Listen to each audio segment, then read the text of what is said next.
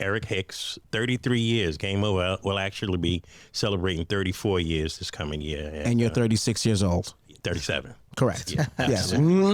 We've been at it a while, man. I remember each tournament I played in as well too. I remember 158 Beacon used to have them as well too. I used to wear them at the Beacon with Tony, Dave Johnson. Dave Johnson, yeah. Yep. Wow. And, God rest his soul, Dave Johnson used to have it. And that was one of the reasons people wanted to play in certain tournaments because they had like the Game Over gear. So you get the Game Over shirt. That's why I wanted with to play. with the shorts.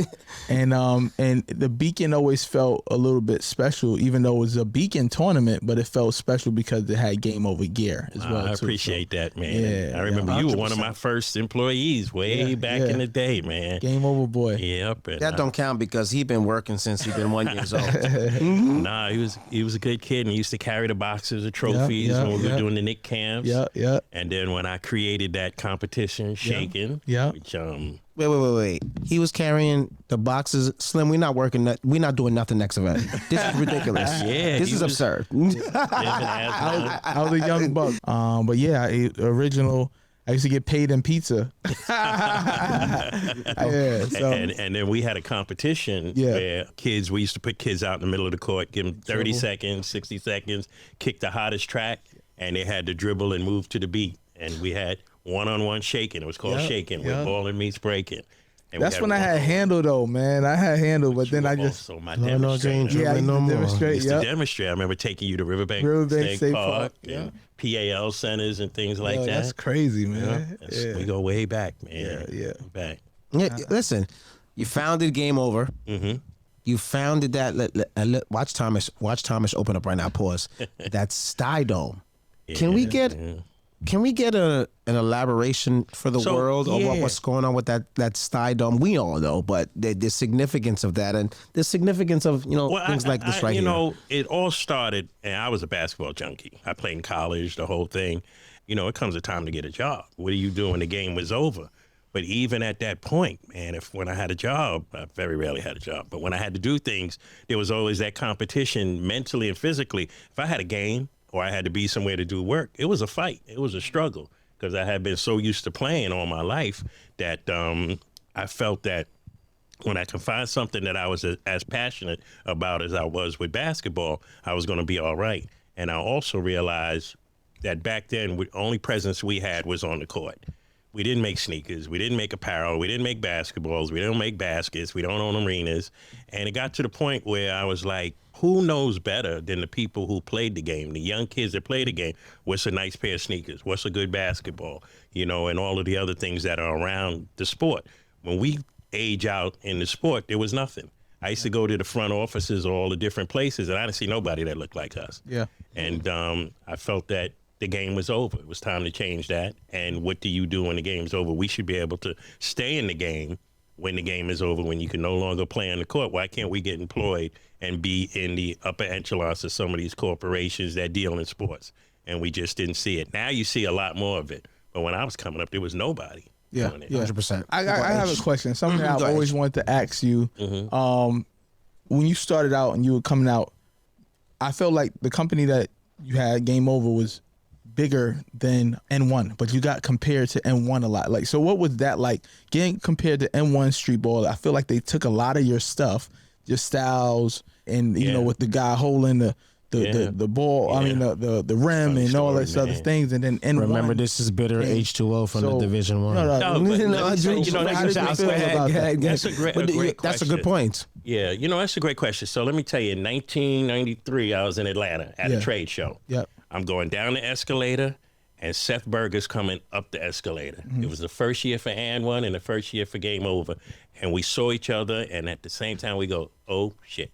Yikes. And we look and we see each other, and we meet down at the bottom of the escalator, and we started talking. And with them, there's always been love. Yeah. You know what I'm saying? We were always cool.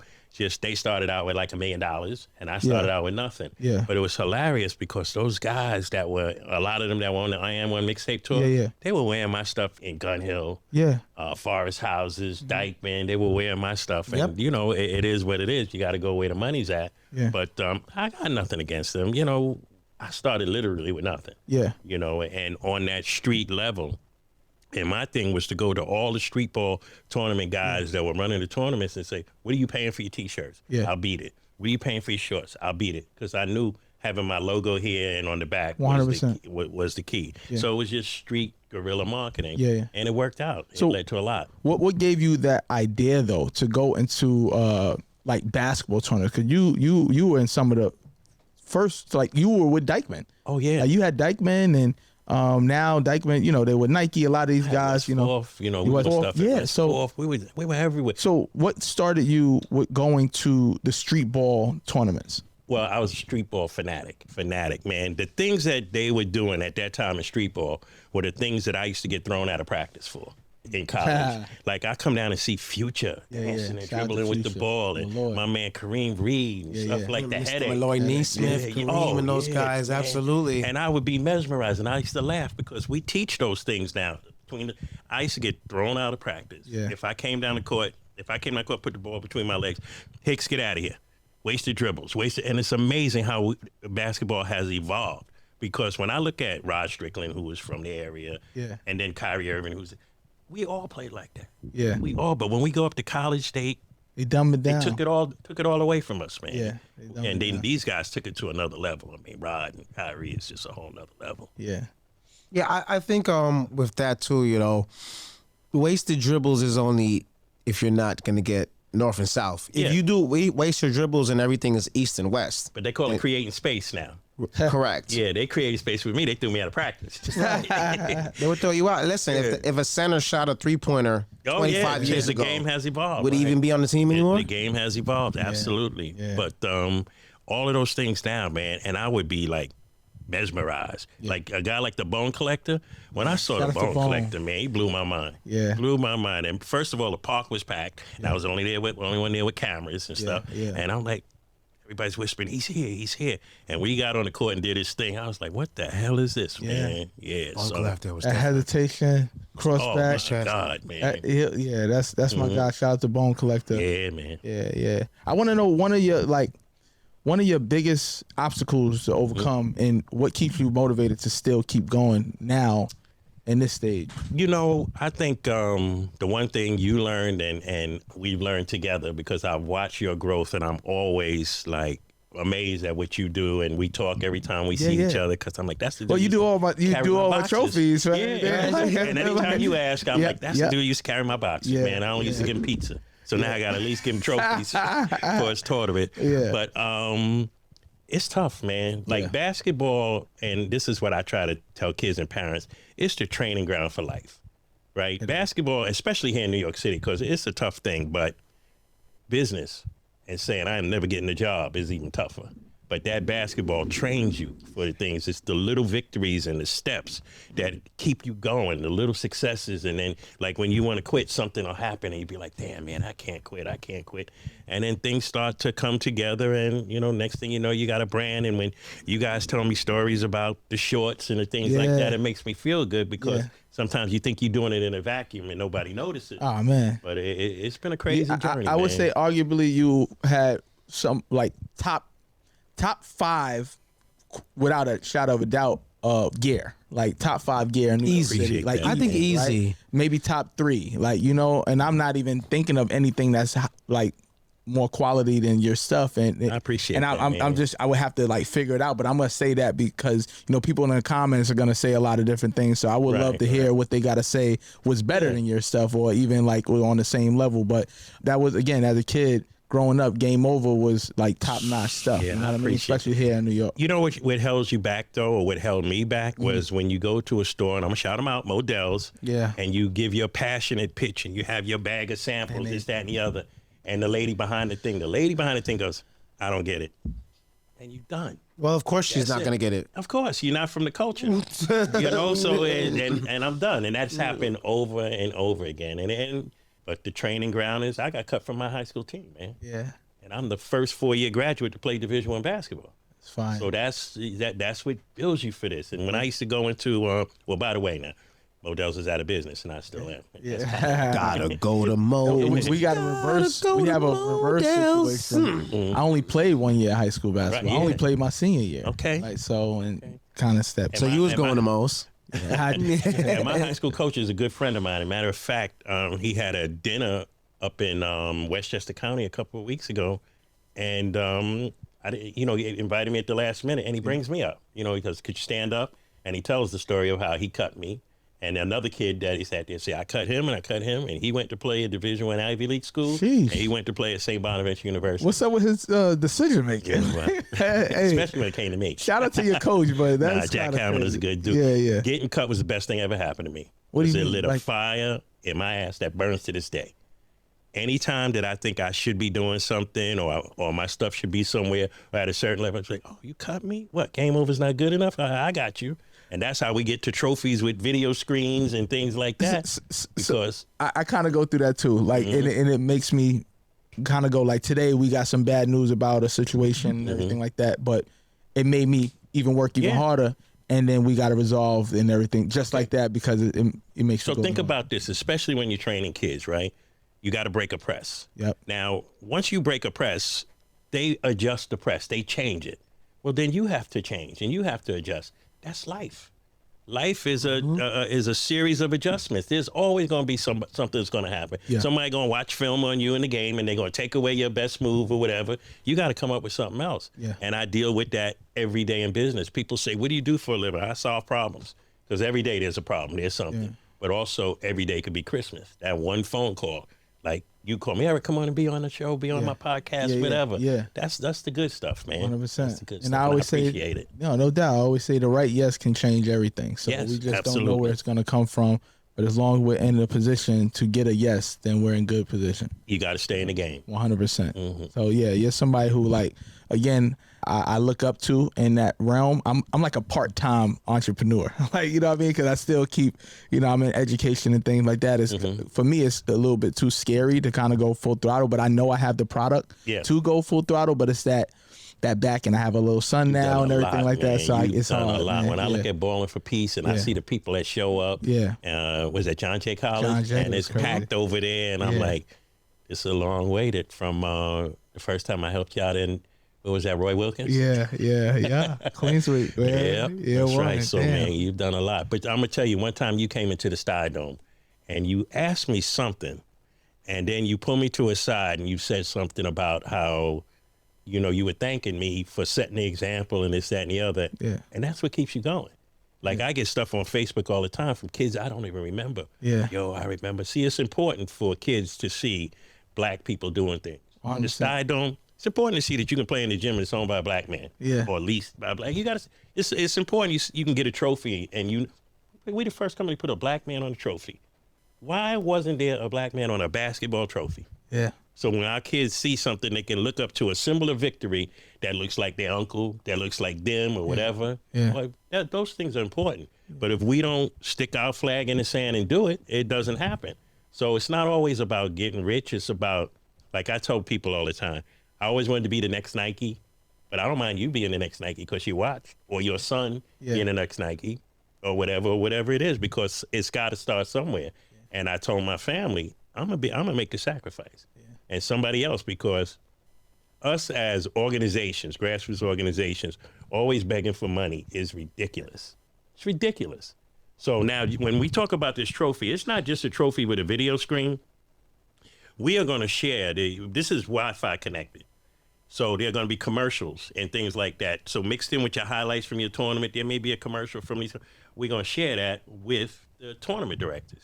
Yeah. And then the kids will also be able to get instant NIL deals because they're going to get a percentage. So if you get the MVP, it's more, it ain't going to be just a trophy. It's going to be something that's going to help the tournament, help the community, and the kids are going to get a piece of the action. Yeah. I feel like someone like yourself is similar to like what LeVar Ball was doing as well too with was it Triple B? What is it? Yeah, Big Baller. Big Baller brand. Yeah, I had a conversation with him. And even with him and starting and high school players getting paid and everything like that, and he starting these NIL deals, and they all laughed at him. Yeah. Now look at what's going on in the game. This is why we're doing what we're doing, because now high school athletes are getting pushed out and they're not getting scholarships. My feeling on this is like when you look at a sport like college football. Yep.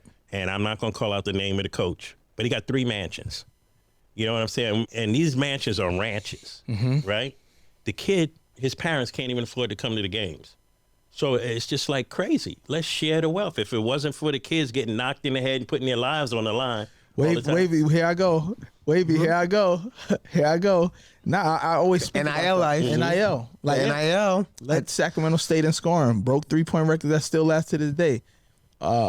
Steals record. H2O being bitter on the next I am Oprah. very bitter. Like, I am very bitter. I am very bitter. Like, it is. Like, you did all these Without things. a doubt. You're not too many people have led their Division I program in scoring. Yep. I should be able to go back to my school and get some compensation. Or your son Should go for free.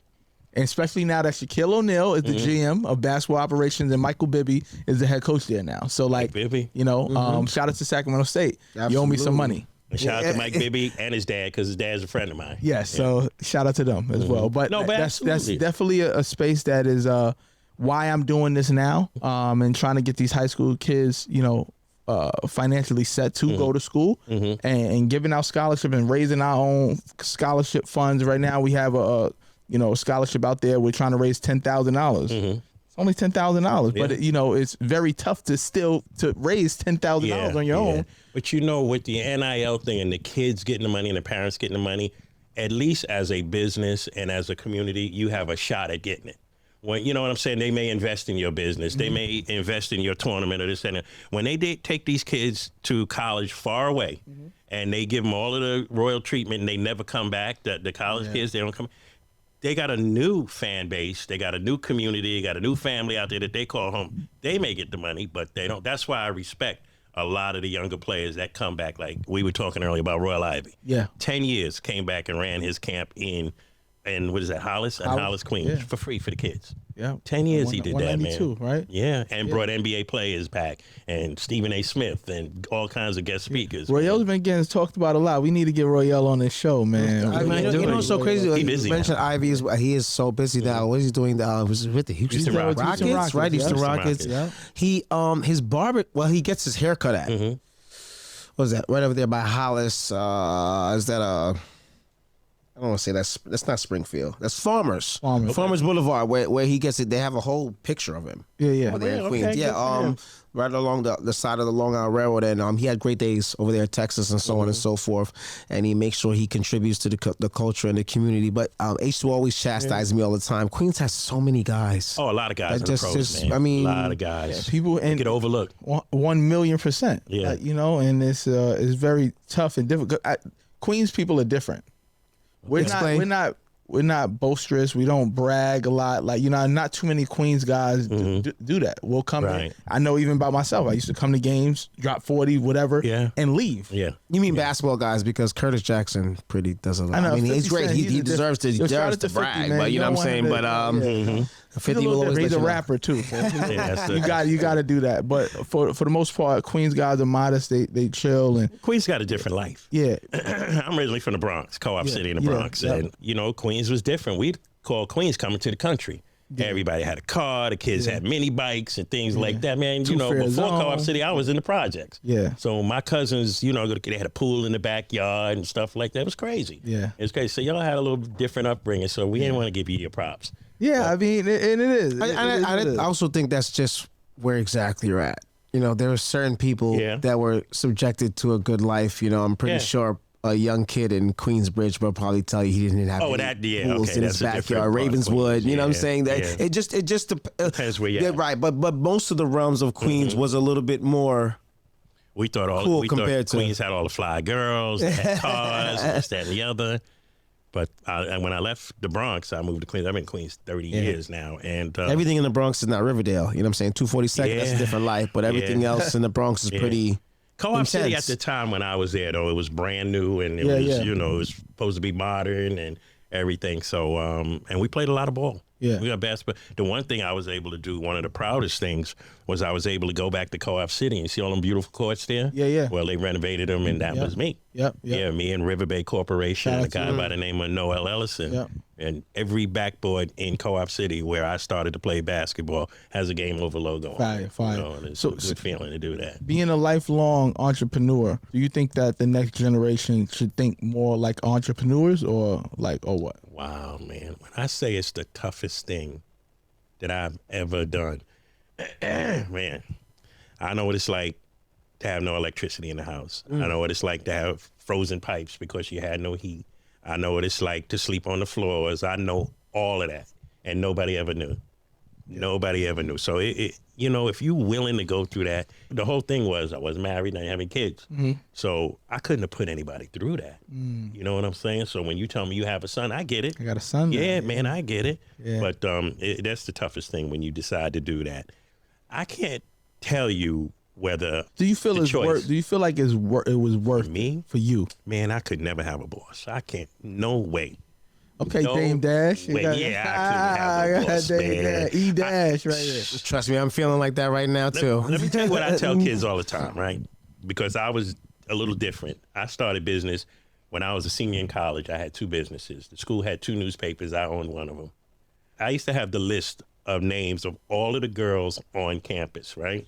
That's and fire. their parents. Yeah. I don't know how we got it, and their parents. Yeah, you We saw used to you send jerk. a letter That's out fire to- for different reasons. yeah. You jerk. But for business reasons, this is what I used to do. Every Valentine's Day, we would write a letter to the parents to say, don't let your daughter be the one not to get flowers on Valentine's Day. For $25, we would deliver daughters to the doorstep. You had 3,000 That's fire. girls. So, I mean, Sound like I the was Kappa. always Sound like the Kappas, man. money, man. Yeah. I was like prudent. doing stuff there. So it was only natural when I came out here. I tell kids all the time, Wait, hold instead on. of dreaming. That was fire. That was a great idea. That's just the beginning. I think I'm gonna do that now. That's just the beginning. Why is it fiery? But I used to tell kids all the time, because at one point I was doing motivational speaking and for kids and stuff. Don't dream about fly cars. Dream about owning a dealership. And I used to love fly cars. So I started a company called what was it called? Car Search. All right. So any car you want, I quit the dealership because they got on my nerves. Then I had bosses there, and I started my own company. At the time that I got into the car business, if you were black and you walked into a Mercedes-Benz dealer or a BMW, they wouldn't even get out of their chairs. So I was in Manhattan, and I used to watch that. So I'd be like, yo, come on over here. I got you. And I would take care of all the black. If you called and you had a Spanish last name, they would say, Mr. Rodriguez is on line 1 looking for a BMW. Nobody would pick up the phone. I picked that sucker up. So I wound up making friends with all of these customers. And I was like, why am I giving 90% of the profit to these people? They don't even want to treat us right. So I started leasing cars right out of my house. In front of my house, and you know where my house is? Yes, sir. I'd have new cars parked up there, and I would deliver them out to Long Island, whatever, get back on that Long Island Railroad, come back home, grab another one. I had all the guys at co-op working for me, delivering cars and stuff like that. How I got into Game Over, one of the ways is a company started a company. They had a number, 1-800-CAR SEARCH. So people would dial in that number asking for me, and they would say, oh, Eric's not here right now. Can we help you? And they think so they're selling cars using my name. We sued them. But I didn't know about intellectual properties and trademarking and copyrights and things like that, which we try to teach our kids now. I was able to get some money. The lawyers ripped me off more than people did. But it was enough to start a little something with Game Over. But teaching kids, like, instead of watching TV all the time, why don't you try being an actor? Yeah. Try that, you know? Facts. We teach kids now. We have a program called Buckets and Bites. Yep. It's an hour of basketball, Yep. and Bites, BYTES, is the language of computers. So we give you an hour of basketball, but you got a mandatory hour of computer trading and coding. And that came about because I'm listening to kids talk about what they do on the basketball court, sitting behind me in the gym one day. And I'm like, this dude can't even play. And he's talking about dunking and this move. They talking about NBA 2K. Yeah. I said, do you know that the video gaming business is a multi-million-dollar industry? Multi-million-dollar industry. You guys should know how to make video games and learn about the industry. And that's how we started Buckets and Bites. We taught them how to make video games, and especially basketball games. Yeah, that's fine. One thing real quick I want to, before I lose train of thought, your relationship with the New York Knicks. You've done a lot of things with the New York Knicks. I'm not even going to go into the team winning and things like that, but what could make it better?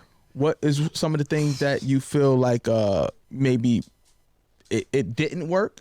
All right, so let me tell you, we talked earlier about, I don't know if we were on camera, off camera, about how, like for 3 years on the street ball scene, I had a lot of the tournaments. You know, we did all the apparel. The Knicks caught wind of that from a guy that I knew there, and they thought that because my logo was on all of these uniforms, that they were all Game Over tournaments. because they didn't know. And I'm like, well, if that's what you think, yeah, that's what it is. And so they wanted to jazz up their summer camp. So they wanted me to do the gear for their summer camp. And that spawned a relationship for about 4 or 5 years. Yep. And we started out doing all their apparel. So we would have like 300 kids in game over uniforms. And then they would get 300 and 400 trophies. And I remember you used to carry my trophies for me to the thing. Baruch and all that. Yeah. But the killer is when you deal, and it's tough to say this, but when you deal with those companies, they don't want to pay. I mean, they feel that you should be able to leverage their name in that relationship, and that's the pay. Yeah. So like the first 2 years of doing trophies, I was losing money on every trophy.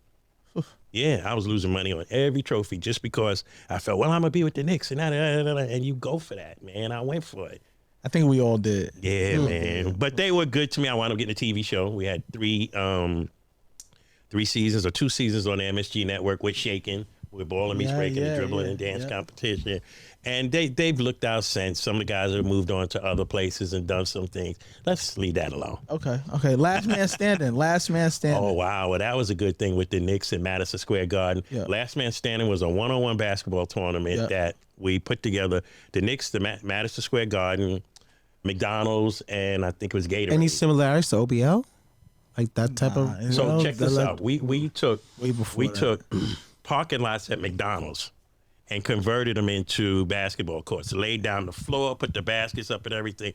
And in every borough, probably in 2 locations in every borough, Connecticut, Jersey also, we were in search of the number one-on-one players in those areas. And the Knicks were behind it. And it was a good time, man. It was a good time. We, as one, did the theme song. Yeah. The Last Man Standing theme song. He rapped the theme song. Wow. Yeah. Oh, I came when they brought Game Over in there. I came with the full package. We designed the uniforms, the logos, the theme song, the whole thing, the announcer on the court. Yeah. What we did was we brought that whole street ball feeling to McDonald's parking lots in fire. I think it was 12 locations. Who were the winners? Oh, man. You know, Corey, R.I.P. Corey Homicide Williams was the first winner of Last Man Standing, and Corey was tough. Yep. And Speedy Williams. And Speedy was one of the older dudes. Yeah. Speedy Williams, man, who was a nightmare on the court for a whole lot of people, including me one time. Every time they say Speedy, all I can think about is above the rim. Yeah. Speedy's a good dude, man. Speedy, man. He was tough. Yeah, Speedy was tough. And rest in peace, Homicide, too. Yeah, I looked up the Homicide was, we spent so many nights at Dykeman and everything. Watching him play. He was but you know, incredible Homicide, dog, an incredible competitor. And he was a complete person. Not only was he a good dude on the court, you could put him behind the mic because that's what he was doing. And just like, he was like corporate. You know what I'm saying? He could flip that button and become corporate and do his thing, whereas a lot of kids can't do that. And I think if your coach is not teaching you the total game and the total, like I tell people, when I went to St. Bonaventure University, I was a regular student. I wound up walking on.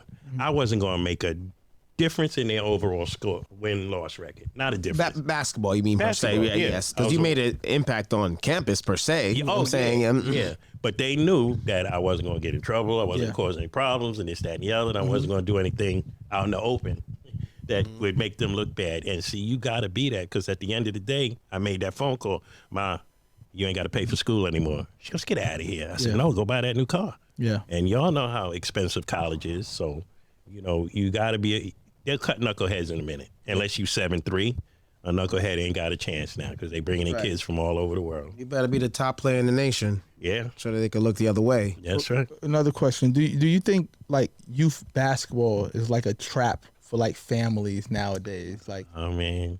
Yeah, you see, you got to be careful what you say. I say, because I'm in youth basketball business, but I try to tell my parents, man, like other people like some kids just, they don't have it. Right. So like, but there are avenues for them, right? But we got to let them know. See, the adults are the problem, because if your kid don't have it, let them have fun. Yeah, okay. Why can't he have fun? Why does he got to have 7 games every weekend all over the place? I see kids literally crying, and I'm like, oh, the dad's nuts. You know, the mom's nuts. And when I was coaching Loyola Panthers back in the day, I would cut you. I would cut you if your parents are crazy. I'm like, I ain't putting up with that shit, man. You know, I don't care how good you are. I'm not putting up with that. I'm not putting up with your dad running across the court at halftime, and, you know, or the mom who's going to roll the Gatorade across the court when the kids are down on this end. She's going to roll the Gatorade just for her son. You know, why don't you go around and give everybody? But why don't you, matter of fact, why don't you just stay away from my team during the game? Yeah. But youth basketball is a trip now, but it's a trap, and I got to be careful, but it becomes more of a trap the way that it's presented to our kids. Like, we used to just watch the games. Now you see the guys come in their Ferraris, and then you got to see how they dress. It's a fashion show, and what kid don't want that? But do you know 97% of kids that play high school ball, when they take that uniform off, never put on another uniform again? Never again. Yeah. So what are we going to do with that 97%? We talked about that where we were doing the Catholic League, me and Mike Walker, and shout out to North Mid-Atlantic Sports Media Group and Mike Walker and Fidel, Max Prep Sports, where, you know, we told a lot of the ladies' Women Day for Catholic school to say that enjoy the journey. Yeah. Enjoy the process. You'd be surprised how game 1 turns into game 20. You're not playing high school basketball anymore. It's crazy. And everybody's not promised to go D3, D2, D1, JUCO, you know, whatever those realms. This might be your last collective group of adolescent life. Game over. Right, to deal with that. Now you go into work and the real worlds in different realms. So we told them to absorb the journey. You know, so, you know, H2O brought up a good point. Should we teach the kids to enjoy the game and play? Or should we tell them as well to that enjoy it and also look at it as a business? There's many different realms that you can get from this. Let me tell you, I don't let NBA players come into the Stydome or come to any of the camps that we do and talk about, well, if you work really hard, you can be like me and this, that, and the other. My man, you're 6'10". Your pops was 6'8". Correct. Your mom's is 6'3". This kid's mother's 5'2", and the father's 5'3". Now, come on, it could happen, but it's not going to happen. So let's not do that. H2O and Thomas clown me for playing intramurals, but I played ball too, so they better get it together. Man, there's so much that could be learned for sports, and as black people, we have to learn that sports are a teaching tool, a roadmap for all of the other things in life. But if we think that everybody's going to have that NBA career, you know, when you have a gym in Brooklyn and the places I've been and the things that I've done with players, we get a lot of the guys that some of them made it to the NBA. Disasters. They're disasters, man. And you know, and then some of them don't make it. And I had a theory that I came up with this year. All my friends that were 6'4" and above struggled for a long time because they were usually the tallest kid when we were coming up. And when they're the tallest kid when they're coming up, the adults put everything into, you're going to be the next one. You're going to be this. You're not saying it to the 5'2" kid. You're saying it to the 6'4" kid because you think he might get to be 7 feet. And there's a lot of depression, you know. You know how they just that people don't talk.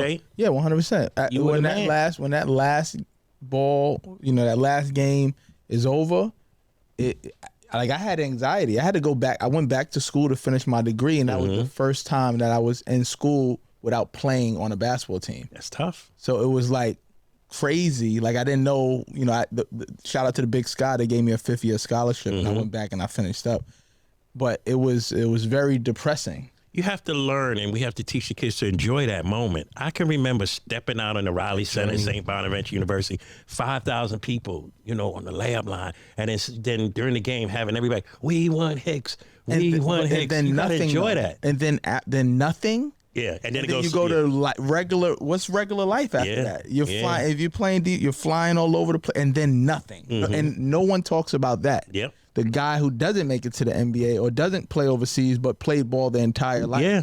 So it's really like a real thing. Let me tell you. And then you got somebody you play in a regular tournament, and they're like, "Yeah, we're on the same court, bruh. You suck. You didn't do it." That's what I was going to tell you. Now we're and like you got to prove yourself. Somebody coming in, I'm playing the point. Man, get the hell out. You ain't playing the point. Yeah, get away from me. You know, you suck. Like, what people don't understand is Division I players, Division II players, and now even Division. When they go to school, they are trained. I don't want to use the word dogs, but we train dogs. Right. When we get out here in the street with regular dudes, they can last for a while. Yeah. But we've been running laps since. Oh my God! It's not even fair. Yeah, it's not even fair. You're doing 3 a days. It's like the dude who's a martial artist and a guy who fights in the bar when he gets drunk. Yeah. And you gonna step to a martial, he gonna knock you out. Yeah. I don't care how little he is, how big he is, could be a girl. He gonna knock you out. So before we go, how has New York City basketball prepared you for life? Like I said, trying to make it without a job and put a business together that you not only do I pay myself, I pay people and sustain a building in Brooklyn. that's the toughness from New York City and New York City basketball, man. Yeah. That's from getting cut. That's from going, the one thing that we don't do in the park anymore, or we don't do in our gyms, you had to choose up your teams. If you was the last pick, you was the last pick. Yeah. What you gonna do about it? You gonna stay the last pick your whole life? Or you gonna get your ass up at 6 o'clock in the morning like I did, shoot 1,000,000 jump shots, 1,000,000 crossovers, 1,000,000 spin moves, so now you the first You never pick. did anything like that. Yeah, man. Unfortunately, I was like 45. I was doing that. And I had to say, stop it, man. Stop. Hey, H, Yo. heck, can you zoom in? Look, I mean, and they've heck, go back to the 2-player thing going on with H2O and them right there. Look at these trophies. Yeah. I mean, just look at them. This is like a whole like spectrum here. This is probably bigger than the TV at my house, and so on and so forth. But I just need you to That's explain. sad, I mean, Wavy. I mean, it's poverty in I Long almost Island. forgot about that. All right, so that is the Game Over Smart Award. All right, so about 18 years ago, I'm in North Carolina. I was actually delivering trophies to Del Curry. Yeah. And I'm walking through a store and I'm like, mean Steph Curry? Steph Curry's dad. You And mean Steph Del Curry? was, yeah. Don't do that. Don't disrespect. You're old. Okay. Like, we old. Don't Del Steph Curry. Curry's dad. Yeah, he had a thing called a Bojangles shootout down in Charlotte, North yep. Carolina. I had the Shout out opportunity. to Bojangles. I like Bojangles. Yeah, to provide his trophies. And I'm in a store, in one of the stores there, and I see something, and I said, it was just still pictures. Because 18 years ago, they didn't have flip phones, didn't even have screens on them then. It was just that. And I said, oh, man, we should put still pictures on there, blah, blah, blah, da, da, da. And then as time went on, my idea kept growing and growing, and the technology kept getting better. Now, cell phones, people are watching full-length movies on cell Sure. phones. And 10 they're years ago, creating whatever. them now, And then too. I'm like, you know what? That's what should be on the front of the trophy. So we had to deal with the technology, and I mean, this trophy is incredible, though. Let me just tell you what it does. It's Wi-Fi and Bluetooth connected. Okay, so when we present a trophy, or you present Ballin for Peace, Yep. somebody the MVP trophy, in minutes we can put his MVP performance on that trophy. So when he goes home, it's on there. Slam dunk champion, it's on there forever. Right? It's on there forever. And if you do team trophies, the team trophies connect to each other, whereas the teammates can always stay connected. So 20 years from now, you can say, remember when we played that? Yeah, man, but touch the screen. Everything is touch screen. There's so much going on. The trophies recognize each other, too. Meaning, if I bring a football trophy, let's say I'm a 2-sport guy, and I got a basketball trophy. Well, let's say Foot Locker is going to give you a 5% discount where a QR code comes up on your trophy, and you take the picture. If you have 2, that 5% jumps to 7%. Because they recognize each other. Say, he's a 2-sport dude, man. We're gonna do that. Yeah, it does a lot. That's phenomenal. The key is once you put a computer in something, you can do anything. Computer, you can do anything. And I was able to get a patent on this. We teach kids about patents, trademarks, and things like that because that's how I got screwed in the beginning on something. But I was able to get a patent on it, and then I was awarded another patent. Yeah. 2 patents are more valuable than 1 patent. If you watch Shark Tank, as soon as they say you got a patent on it. So I'm going to tell you one of the reasons why I so appreciate you having me and your team having me. Yep. What is better than a patent is exposure. Because one of the big companies will steal this. Yep. And what's going to happen is you're going to send them a letter and say, hey, you can't do that. And they're going to say to me, what are you going to do about it? And now you got to have millions of dollars in lawyers. And I sued the biggest sneaker company you did. in the game. I don't want to go into that. But you got to have the lawyers that are willing to take this on for nothing because you don't have, or you just have to eat it. Imagine, I own the trademark Game Over, right? You can't put Game Over on a T-shirt without paying me. Google Game Over T-shirts, you won't even see my shirt. What am I doing? I'm going to chase everybody? It's crazy. We're going to help you out with that. Yeah, we're going to talk. Okay. We're going to get that done. We got and we'll make sure that Game Over is the top rated thing. Absolutely, yeah. And see, now technology, the internet has changed everything. Once the internet came into play in the apparel business and for everything that we do with social media, but the apparel business, I no longer had to go to the stores and say, please take my stuff. Please, man, I don't even want you. You're a headache. Now I control the inventory. The other thing is the trophies are now going to be, as of next week, available on Amazon, which is a good thing. So there's a lot that technology has allowed us to do. And for me at my age to be able to, embrace technology and don't think that I know everything and just try to apply it. That's the key, man. Hey, big thing right here too as well. You know, we got Thomas here in the building, who's not a great trainer, and H2O, who's definitely a horrific trainer, and Slim, that thought at one point that he was a basketball player and absolutely egregious, and Randy Milliard here, who thinks that he's doing well with NYC Prospect, but he's probably not. So with that being said, in regards to the training and trainers in the life, like we have so many people that are doing training now, right? And everybody thinks they're good, right? Yeah. Or with these trainers now, and you see some of the things they're doing, do you think that's like more Instagram life, or do you think that's like actual stuff that they can use for battle-tested games? That what they're doing. You don't have to name no names or do anything. No. Just there are some eye great test. ones out there, but I'm gonna tell you one thing: there's no better training in basketball than to play. And I don't care whether you're playing with little kids, playing with boys, girls, whatever. Get out there and play. Yeah. Because what happens a lot of times with coaches, the creativity is taken away because you don't allow the kid to experiment, and they don't know that they can do a 360. Because if he gets a 360, like when I was in school, you're gonna get thrown out of the gym. Yeah. You know. Yeah. I never was a big thing of watching and learning. I always want. Even when people, I want to start. I don't want to come off the bench. People, oh yeah, you can watch the game and what.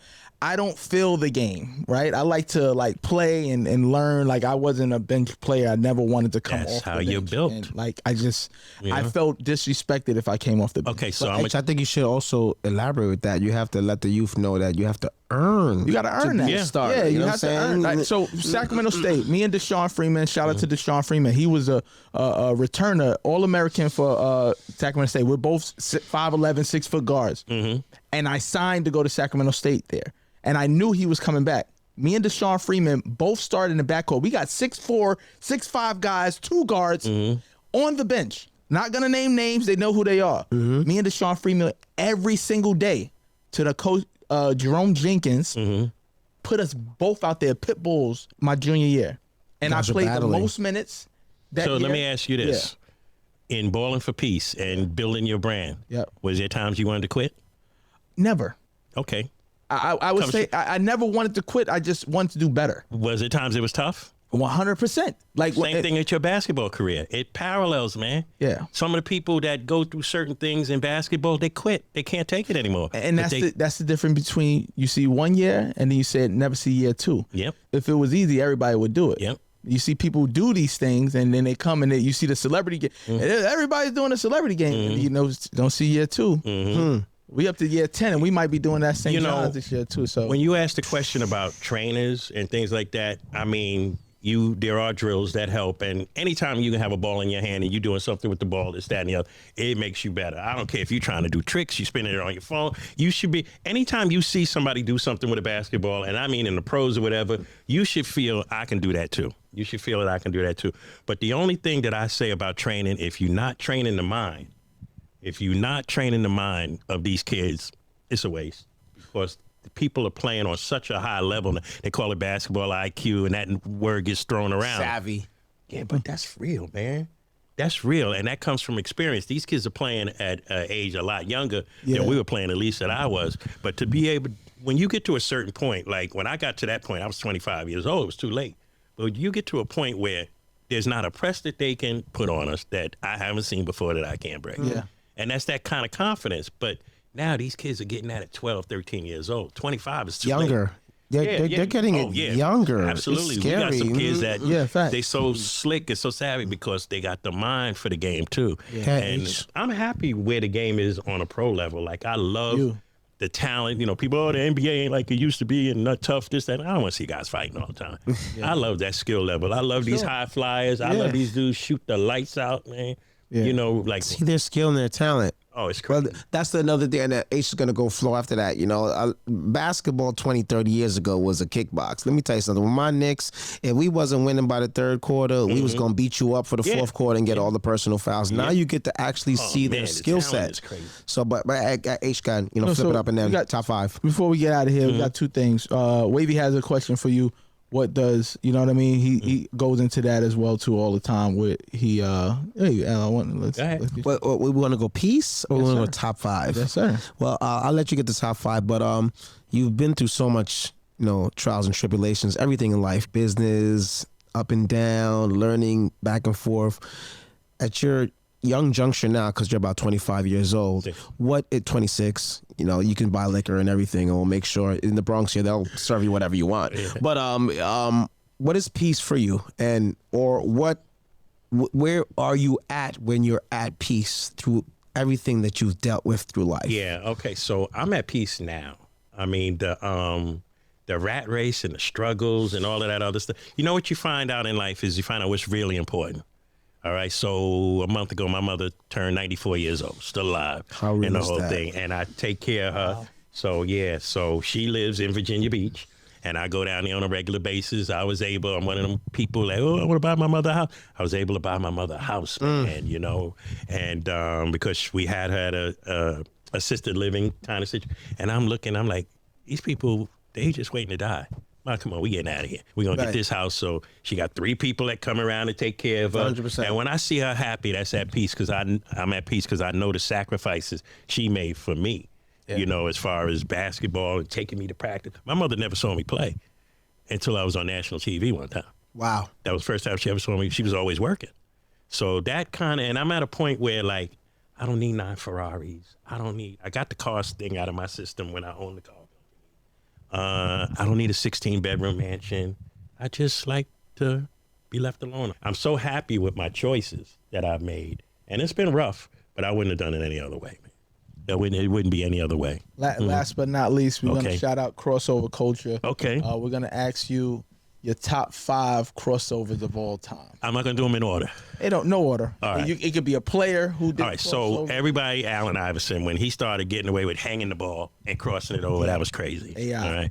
I think Jamal Crawford is a little bit overlooked, man, but when it comes to handles, it's crazy. Yeah. Let's see. I had another one in my head. Stephon Marbury, I've watched since he was 16 years old. I'm going to tell you a guy, amateur, Pete Edwards. Pete Edwards, ISA? Pete Edwards, ISA. I saw this boy. I saw him on West 4th Street, and I watched the play. No one really talks about Pete Edwards. Remember P? We'll talk about that. I mean, they don't have. I'm going to tell you another guy they don't talk about, too, is Elmer Anderson. They talk about Pearl Washington. They don't talk about Elmer Anderson. Shout out to Elmer. Elmer was I think he got MVP at West 4th like 5 years in a row. He went to St. Bonaventure. Yeah. Glenn Hagen, killer crossover. That's our guy. They're going to retire his number. Glenn helped me during a real bad time. I don't really talk about this story. Seriously? 1,000,000%. And I didn't even know that he knew him until like last year, 2 years ago. So I skip over this. I go from Chafee. I don't even say Sullivan. I went to Sullivan Community College first. My route to Division everybody went to Sullivan. Slow. So I went to Sullivan Community. This is real quick. I went to Sullivan Community College, and then I made a pit stop at Monroe Rochester. I got a full scholarship to play there. Didn't play there, and I met a guy named Glenn Hagen, who I was playing in intramurals like you did. Yes, but I did it because I needed to stay in shape. And I worked out with a football player, my guy DB, and all this other stuff. But Glenn Hagen, he went to St. Bonaventures. I used to work out with him all the time, get my shots up and everything and he kept me right to go to a training camp back out here with Tippy and Big Apple basketball. Coach and I went to Sac, and then I went to Chafee out in California. But Glenn, that was a pit stop that I never bring up. I go from Sullivan to Chafee. And my story had to be impactful for you. Glenn was something else, man. He played for Detroit Pistons, hot minute with the Celtics. He was one of my good friends. Freshman year, I didn't play with him, but they're actually retiring his number January 10th up in Olean, New York. And he asked me to give the speech and pull his. Yeah, I'm going to try to pull up. All right. Yeah, no, that sounds good. Yeah. Absolutely. Listen, man. Hey, listen, Mr. Hicks.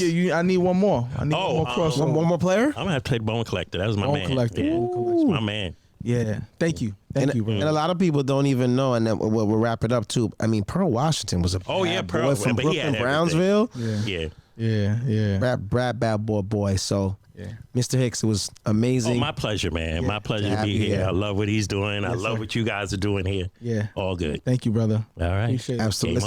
Game over. Ballin for Peace, NYC Elite 32, Wavy World. Make sure they're locked into December 27th and 28th. We're going to be changing the thing. We're not going to leave the Bronx. We're going to be here in the Bronx. We got you. No, we're in the Bronx. August Martin. We don't we back at Queens, man. August Martin. Shout out to August Martin. Elite 32 Holiday Classic. I'm happy you said that because now I don't have to travel 72 boroughs to go to the event. So listen, we're locked in. Wavy Walker, Wavy World, with everything we're doing here. Ballin for Peace, NYC Elite 32. Thomas is going to put on the very immaculate music that my engineer Thomas has made sure he got for us. So no more infringement. Milk and cookies for rookies, coffees and donuts for grown-ups. And in a couple seconds, we about to be out. The word is yours.